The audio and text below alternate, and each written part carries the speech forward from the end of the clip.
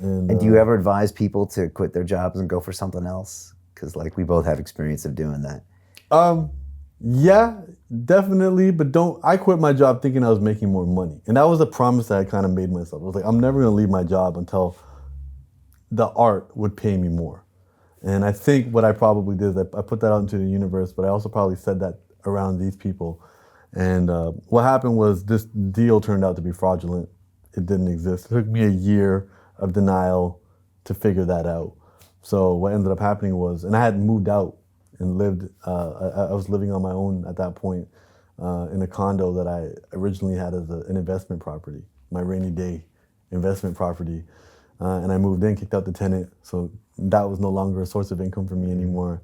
Now I was just burning money out of my bank account, living off credit cards and line of credit.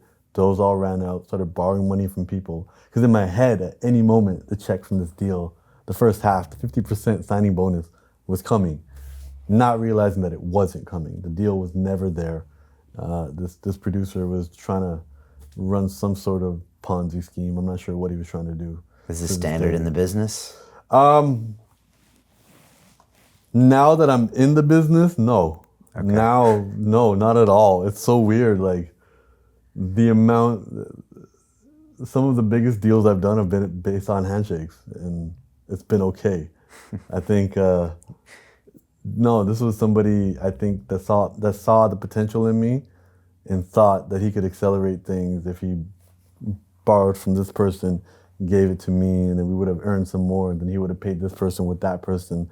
And I think they just came from a place where their parents probably didn't do things above board, and they were just continuing that lineage. And I view them with compassion now. I don't hold any resentment towards them, because what they did do was they pushed me off the cliff. Right. They got you into the biz. They got me into the business, which I wouldn't have never done because I was too hesitant.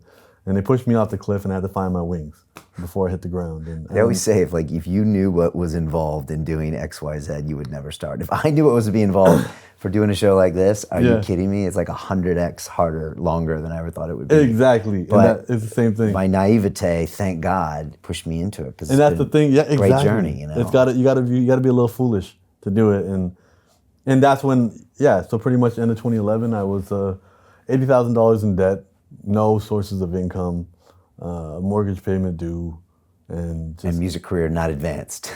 I mean, the music career was advancing. Like Humble the Poet was making strides. He wasn't making pay your mortgage strides. He was making, let's take my homeboys out to dinner after the gig strides. Okay. Like, you know, I'd get $200 after a show or something, you know, and I get a show once a month. Like, and when I was a teacher, I didn't care. Like, it was bonus money. It literally, I'd make all my friends come with me, and then I'd pay for the night.